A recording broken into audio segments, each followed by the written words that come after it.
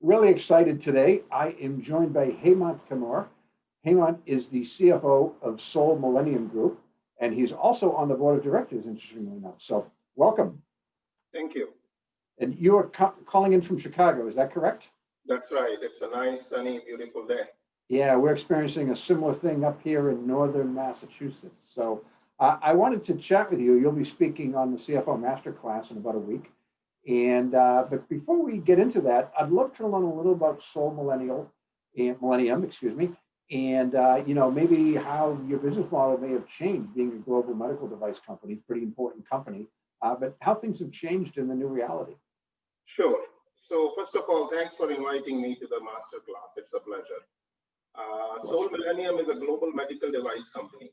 We sell in about 50 plus countries. And we kind of born and brought up in China, and now our headquarters are in Chicago. So 2020 has been, globally a tough year. For us, the business has been doing nice. And the reason for that is that we kind of changed the vision of the company and the strategy of the company a little bit last year. So last year, we used to be an innovative product company and doing ourselves the manufacturing as well. So we changed the strategy to an innovative product company, along with a nice e-commerce and a distribution company, and became asset light. So we sold our manufacturing assets to our partner vendors, who are long-term partners with us. And that change in our strategy helped us in 2020, because as soon as COVID hit in China and it started showing a little bit of signs globally, we were ready. We said that, okay, let's add these new segments, which is for PPE, for disinfectants, for thermometers and oximeters and so on, and start selling through our e-commerce and distribution platform. And that will be kind of our pilot. That will really help the medical community, because everybody is struggling to get these products, and it will help us from a business standpoint. And that kind of really picked up. So while our traditional business of syringes and needles and the blood collection sets is kind of helping now in the vaccination program, as the COVID vaccination is going to happen for all the people around the globe. So we are seeing a lot of demand to those products now, whereas, as you know, unfortunately, COVID is still not going away. And that is kind of our strategy to go to a e-commerce distribution company helped us pick up on that, I will say, growth, as well as to help the medical community at large.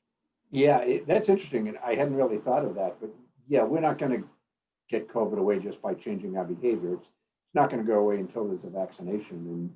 And there's 6 billion people on the planet, so I guess there's a need for 6 billion needles to make that possible. So yeah, probably more. And I think there is a lot of demand right now in the marketplace, because everybody is building the inventory in the anticipation of the vaccine coming out very soon, and hopefully it does. Interesting. So fascinating.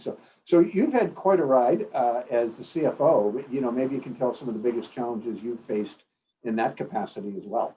Sure. So I will say that I will focus in 2020, because in 2020 there has been a lot of changes, and the first one, I will say that the growth I talked about led us to a big focus on cash management, to how to kind of manage the cash to meet the need of the working capital. That was one of the big challenge. The other thing which has happened with us is on the foreign exchange side, given we operate globally, the volatility in the market kind of has put that challenge in front of us to kind of do an adequate hedging, which we used to do, but I think it is now at a next level, so to say.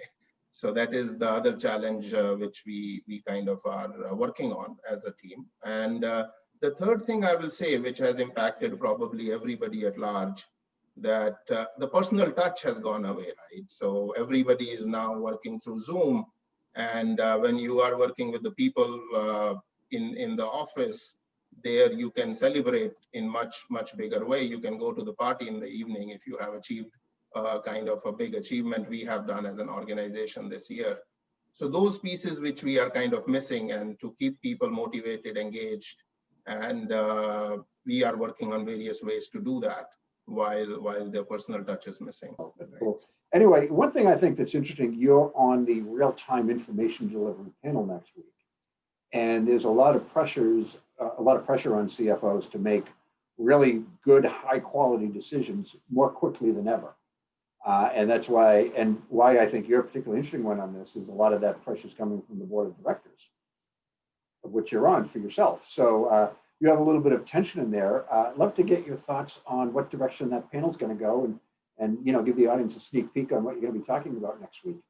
Sure. No, that is a very apt subject, I will say, at this juncture, because real-time reporting, in my view, is going to revolutionize the whole finance function. So I will say, if you see the evolution of finance function, most of the transaction processing is kind of outsourced now. Most of the CFOs focus on the decision support, on the financial reporting, and so on, which the real-time reporting is going to revolutionize, where like we in Sol-Millennium has started using real-time reporting. I will say we are using it for about 6 months now, maybe 8 months. And we are in a position where we can globally check our inventory within 4 hours of movement. We can check where is which piece sitting globally, what is the age of it, what do we need to do if there is something sitting for a longer duration, and how to kind of act on it. And that is not only for inventory, but even for sales. We can get our sales upload every 4 hours.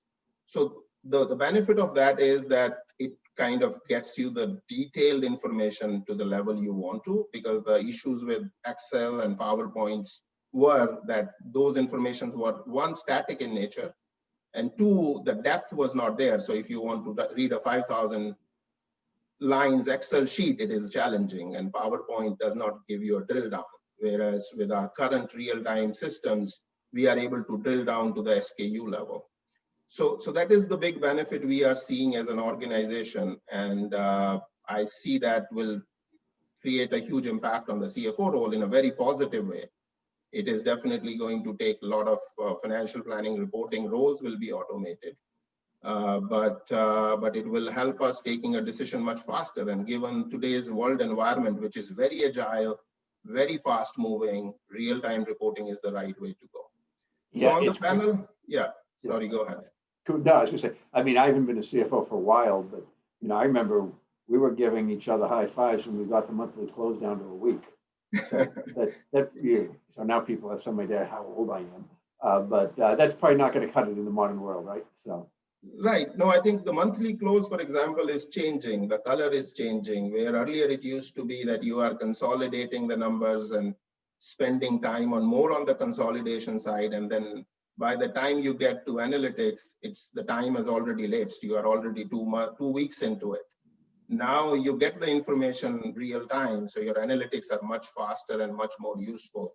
So I remember when I joined Sol-Millennium, we used to do our month close maybe 3 weeks into the month. We were looking at the numbers and we were saying, does it really make sense to now look at these numbers, because these numbers are stale already? So it's ancient history by the time you publish them, right? So. That's right. Cool. So from a panel perspective, I think we will talk about that. How the real-time reporting is impacting finance? How is it going to impact the CFO role? And why should companies do it, and how should they do it? So those are the 3-4 things which we are planning to touch in that forum. And I hope that it'll be a good conversation, and our CFO community will take some advantage out of it, or will get some information out of it. Cool. So anyway, Hermant, thanks again for your time. I know you're a real busy guy these days, so I appreciate your jumping on this video with me, and also more importantly being part of the masterclass next week. So we look forward to seeing you then. It's a pleasure. Thank you once again for inviting me to speak at your conference.